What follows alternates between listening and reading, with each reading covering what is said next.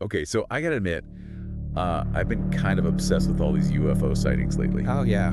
Yeah, especially the ones over New Jersey. It's like every time I open the news, there's another video. It really is amazing how these sightings capture everyone's imagination. It is.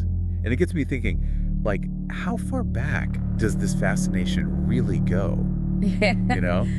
It feels like a modern thing. Well, you're right. It does seem like a modern thing. But that urge to look up and wonder if we're alone, that goes back centuries. Seriously. Oh, yeah, we're talking like way back. Ancient texts, historical records, even cave paintings sometimes. No way. So we're going way back then for this deep dive. You better believe it. Buckle up, because we're going on a trip through time to explore some of the most compelling ancient UFO sightings. I am so ready for this. Where do we even begin with something like this? Well, there's this document that always comes up called the Tulli Papyrus. Imagine, it's 1933. And a Vatican Museum curator named Alberto Tulli. He's examining all these ancient Egyptian papyri, and bam, he finds one that's totally different. Wait, hold on. A mysterious papyrus in the Vatican archives. That sounds like a movie. Right. So what did it say? Well, according to Tulli's transcript, and this is where it gets a little tricky, it describes this fiery disk descending from the sky during the reign of the Egyptian pharaoh Thutmose III. What? A UFO in ancient Egypt? Seriously, tell me more. Well, it gets weirder. It describes this fiery disk as having a head and giving off this unpleasant odor. It even mentions fish and plankton falling from the sky. Whoa, okay, so case closed, right? Proof of aliens. Well, not quite. This is where the controversy comes in. You see, the original papyrus, it's gone, lost, and all we have is Tully's transcript. Oh, come on. So there's no way to know if it's real.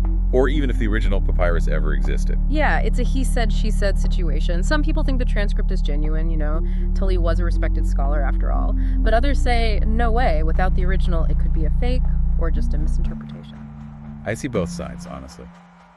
It's hard to imagine a Vatican curator just making something up. But then again, without the papyrus, who knows? Exactly. So for now, it's a mystery. But even without the Tully Papyrus, there are other officially documented sightings we can look at from actual ancient historians. Officially documented. Okay, now we're talking. What kind of things were people seeing back then? Well, let's start in ancient Rome. During the Punic Wars, 3rd century BC, Rome and Carthage are fighting. And in the middle of all this chaos, something strange happens. The Roman Pontifex Maximus himself documents the appearance of these shining shields in the sky above Rome. Shining shields. Sounds kind of vague. I mean, could it have been just some weird clouds or something? Maybe. But there are other accounts that are harder to dismiss. Take Pliny the Elder, Roman author, naturalist. He wrote about a really strange event in 122 BC. The appearance of 3 moons in the sky. 3 moons? Okay, now that's just strange. Yeah. It's baffled historians and astronomers for centuries. Some say it could have been an atmospheric thing, a halo or a mirage. Others have wilder theories, celestial bodies, ancient Roman propaganda even. I'm sensing a pattern here. Every time someone in ancient times saw something weird, they tried to explain it with what they knew. Gods, spirits, crazy weather. Yeah, you have to remember they didn't have our scientific knowledge. They saw the world very differently, often mixing natural events with myths and superstition. Right, so that makes it even harder to tell what's real and what's made up when it comes to UFOs, huh? Absolutely. But that doesn't mean they're not valuable. These accounts give us a look into how people in the past understood the world around them, especially the mysteries of the sky. Okay, so we have a mysterious papyrus from Egypt, some weird sightings in Rome. What else is there? Okay, so how about ancient Greece? Plutarch, the historian, he wrote about a really bizarre thing that happened in 74 BC during a battle between the Roman army and King Mithridates VI in Turkey. Plutarch says this wine jar-shaped object appeared in the sky and crashed right between the two armies. A wine jar-shaped object. Now that's a description you don't forget. Right. Some scholars think it was probably a meteorite because of the fire and the impact. But imagine if it was something else, something extraterrestrial. What if ancient battles were influenced by aliens? Wow, that's a thought. It is, right. It makes you wonder if some of the big moments in history weren't what we thought they were. Are there any other stories that kind of suggest that? Aliens messing with humans? There's Josephus. He was a Romano-Jewish historian, 1st century AD. He wrote about seeing these armed battalions racing through the clouds above Judea in 65 AD. Armed battalions in the clouds. Okay, now we're talking about battles in the sky. It reminds me of some of the famous stories like Nuremberg in 1561 and Basel in 1566, where people saw these objects fighting up in the air. But it sounds like there are stories we don't hear about as much. Oh yeah, for sure. One that comes to mind is from Stralsund, Germany in 1665. Stralsund, 1665. I'm listening. Okay, so imagine you're a fisherman. You're out on the Baltic Sea, you see these birds flying overhead. But then, get this, the birds start changing. Right in front of you, they turn into warships, fighting each other in the sky. Hold on. Birds turning into warships. That sounds like something out of a fairy tale. It does, doesn't it? But that's what they said. These fishermen described these strange objects appearing and joining the fight. There was smoke everywhere. And then to top it off, this giant hat-shaped object appeared and hovered over a church. A giant hat. Okay, this is getting weirder and weirder. What about the fishermen? Did they think it was normal or something? Well, here's the crazy part. The next day, they all got sick, trembling, headaches, pains. One of them even said he felt sick looking at his own feet. No way. You think it was because of whatever they saw? Who knows? But it makes you wonder, right? Unfortunately, back then, the authorities said it was just a vision from God and closed the case. A vision from God. Convenient, right. But you know what I'm thinking? All these stories we've talked about from ancient Rome to Germany in the 1600s, they're kind of like modern UFO stories. You know, you're right. There are definitely some similarities. It's like, even though they described things differently back then because of language and how they saw the world, the main things are the same. Objects in the sky, weird movements, strange lights. Sometimes people even get sick. Yeah, you're picking up on a pattern here. And that's what's so fascinating about studying these historical sightings. The core elements remain strikingly similar, even across centuries. It's mind-blowing that we've been reporting these things for so long. But what does it mean? Are we really being visited, or is there some simpler explanation?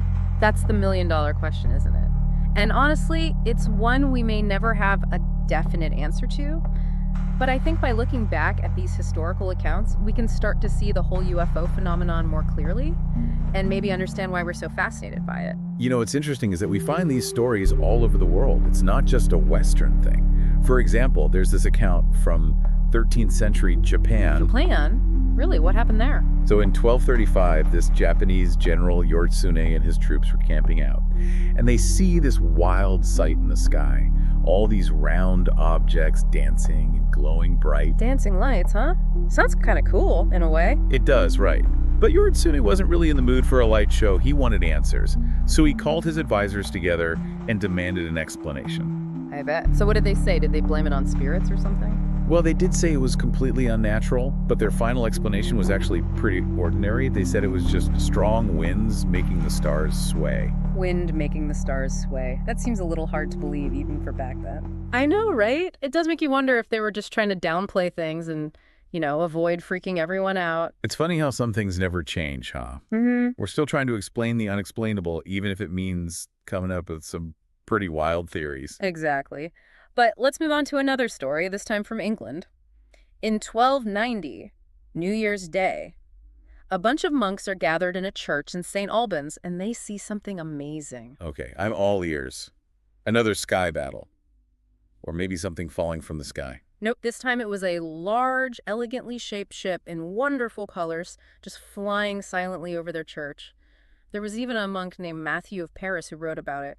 He said it hovered for a few minutes, then just shot straight up into the air. An elegant ship in the sky. Wow. It's incredible how these descriptions are so different, but they all point to something really unusual happening. It really is. And it makes you think, how many other stories are hidden away in old records just waiting to be discovered? You're right. It feels like we've only scratched the surface of this whole thing. It's like every time we look deeper into history, we find more evidence that people have been seeing strange things in the sky for centuries. Right. And that brings up a question. If people were seeing these things so long ago, why didn't it cause more of a fuss? Why weren't people making a bigger deal out of it? Yeah, that's a great question. And I think the answer is in how people back then understood these events.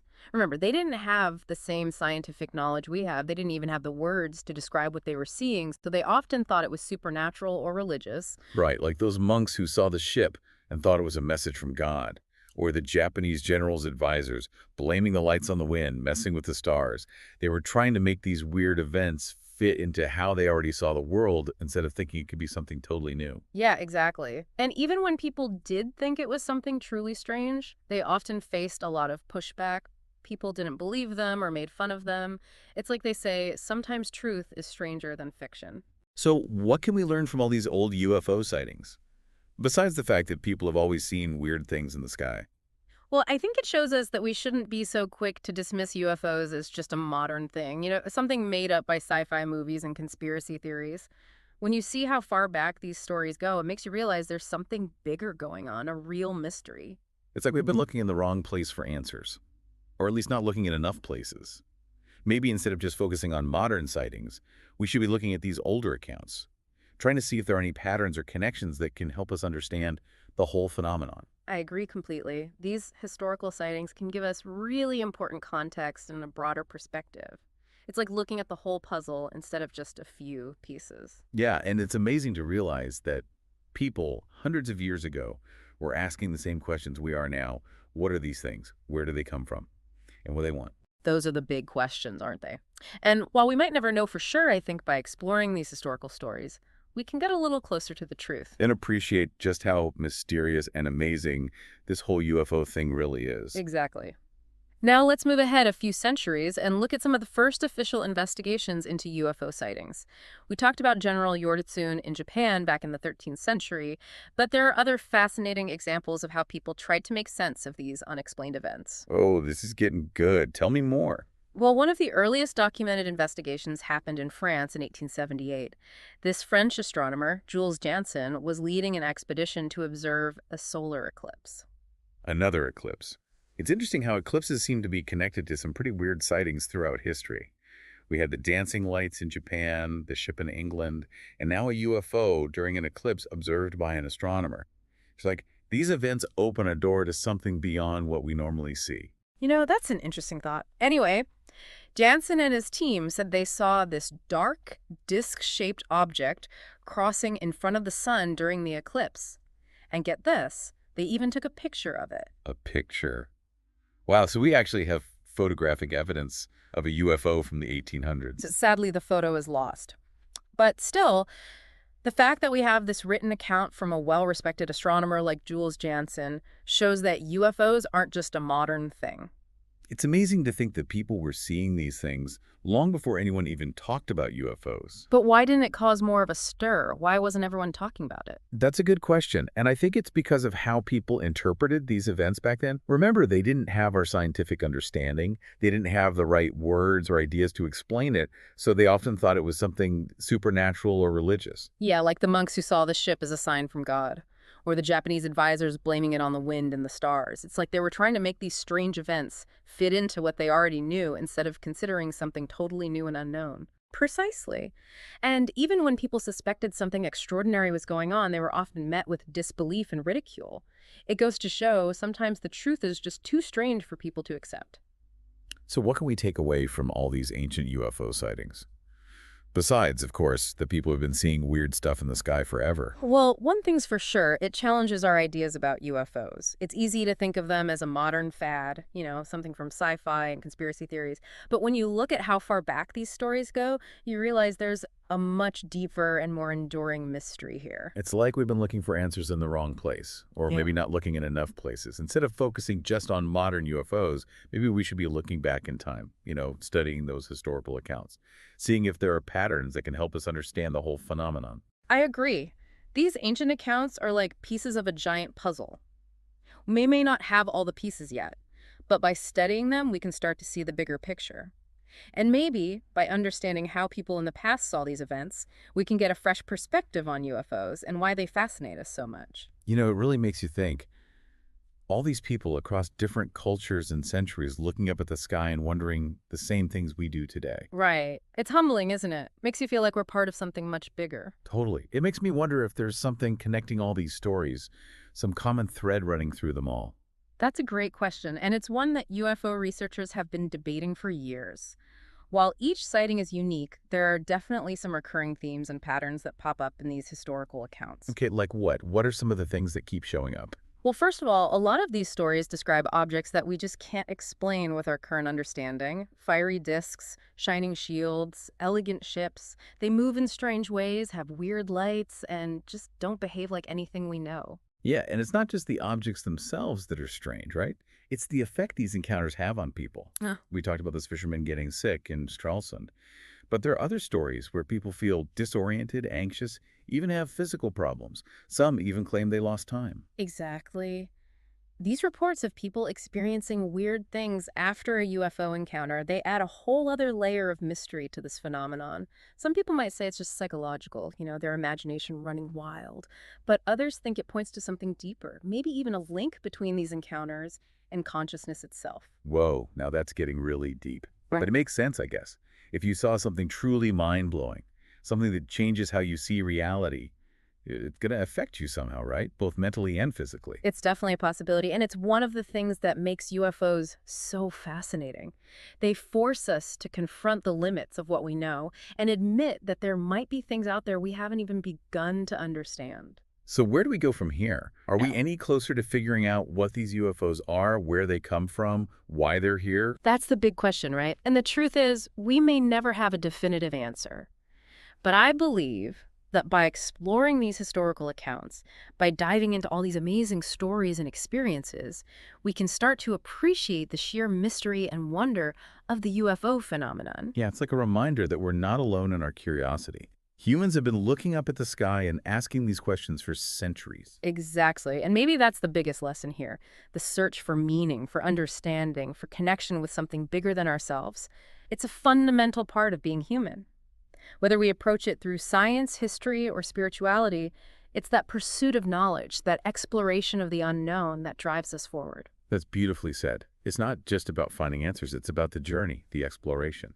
And who knows, maybe by looking back at the past, at the experiences of those who came before us, we can gain a new perspective on the present, and maybe even glimpse a path toward a future where we understand the universe a little bit better. Absolutely. And for our listeners who want to delve deeper into this, make sure to check out the show notes. We've got links to ancient texts, historical accounts, research articles, all sorts of resources to help you explore the world of ancient UFO sightings. Awesome. So until next time, keep looking up, keep asking questions, keep exploring, and never lose your sense of wonder. There's still so much out there to discover.